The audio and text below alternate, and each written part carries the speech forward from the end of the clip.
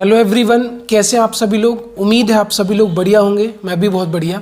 आज का जो वीडियो है वो आपको पता है कि 15 दिसंबर को, 19 दिसंबर को, 23 दिसंबर को जीडीसी के एग्ज़ाम है। जीडीसी मतलब जनरल डिपार्टमेंटल कॉम्पिटिटिव एग्ज़ाम, जो रेलवे के कर्मचारी होते हैं उनको डिपार्टमेंटल एग्ज़ाम देने को मिलता है।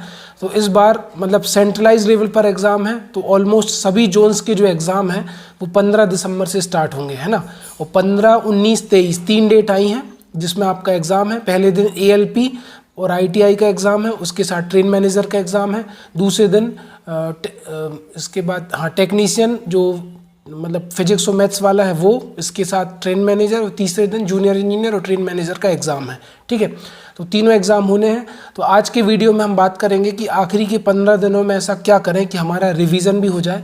तो देखो 2022 का जो अभी एग्ज़ाम हुआ था जीडीसी में, जो 2022 में फॉर्म भरा था उसमें स्टेशन मास्टर और सीनियर क्लर्क और क्लरिकल पोस्ट लेवल 532 की पोस्ट थी।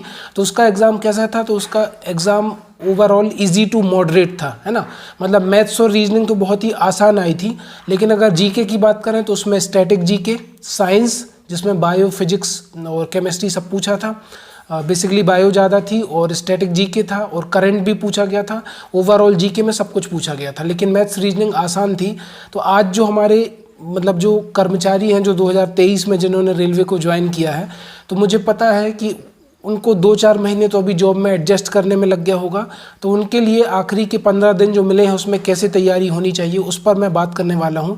Hello friends, my name is Anil Singh Rajput and welcome to Anil Singh Rajput official. तो बात करें कि 15 दिनों में हम कैसे तैयारी करें, तो 15 दिनों में तैयारी करने का सबसे बेहतर तरीका क्या है कि जो कुछ भी आपको आता है मैथ्स रीजनिंग में, सबसे पहले उसका रिवीजन करो, है ना।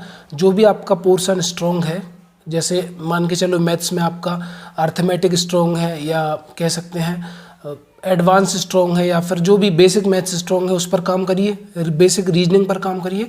जो भी आपका पोर्शन स्ट्रॉन्ग है उसको रिवाइज करिए। स्टैटिक जीके और जो भी आपने बायो मैथ्स जो भी पढ़ रखी है उसको पढ़िए, उसको रिवाइज करिए और फिर एग्ज़ाम देने जाइए। इससे फ़ायदा ये होगा कि जितना आपको आता है ना वो एक बार आपने रिवाइज कर लिया तो एग्ज़ाम में आपको फ़ायदा मिलेगा। अगर आप नई नई चीज़ें पढ़ने को बैठेंगे तो हो सकता है आप पुराना भी छोड़ दें, नया भी छोड़ दें, और आखिरी की 15 दिनों में ज़्यादा कुछ खास होगा नहीं, क्योंकि आपको जॉब भी करनी है, उसके साथ पढ़ाई भी करनी है। अगर आप एब्सेंट करके पढ़ाई कर रहे हो तो वो अलग मैटर है कि उसमें आप ज़्यादा पढ़ सकते हो। बाकी जो आपको आता है उसका रिवीजन करें, और मेरे हिसाब से तो आप किताबों से पढ़ें, है ना। अगर आप सोचें कि घंटों में ऑनलाइन वीडियो देख के पढ़ लूँगा तो उससे आपको ज़्यादा फ़ायदा नहीं मिलेगा लास्ट के 15 डेज़ में। अगर आपको 2 महीने का टाइम होता तो बात अलग थी। बाकी साइंस का कोई पोर्शन या मैथ्स का कोई पोर्शन अगर आपको रिवाइज करना है या किसी का कॉन्सेप्ट देखना है तो आप वीडियोस की मदद ले सकते हैं। अदरवाइज़ आप ऑफलाइन तरीके से किताबों की मदद से पढ़ें। आखिरी के 15 दिनों में भी बहुत कुछ हो सकता है। मैंने क्या बोला, जो आपको आता है उसको रिवाइज करो, यही मैं करने वाला हूँ। जो पोर्शन मेरा स्ट्रॉन्ग है जैसे कि मैथ्स, रीजनिंग और स्टैटिक जीके ऑलरेडी जो मैंने पढ़ रखा है उसको मैं रिवाइज करूँगा ताकि मुझे फ़ायदा मिले और एग्ज़ाम क्रैक करने में मुझे हेल्प हो, है ना। बाकी फिर आपका लक है। और डिपार्टमेंटल एग्ज़ाम में देखा जाए तो बहुत ज़्यादा फॉर्म नहीं भरे होते हैं। ओवरऑल देखें तो जैसे ट्रेन मैनेजर हो गया तो उसके लिए 20-25 हज़ार फॉर्म होंगे, तीनों डिवीज़न के मिला दो तो मेरे हिसाब से, मैंने आंकड़ा नहीं देखा है। जैसे हमारे कोटा डिवीज़न में शायद 5,000 कुछ करके है, ऐसा करके, तो सभी लोग नहीं भरते हैं। हालांकि वैकेंसी भी कम आती हैं, लेकिन आपको एक अपॉर्चुनिटी मिली है तो उसका फ़ायदा उठाइए।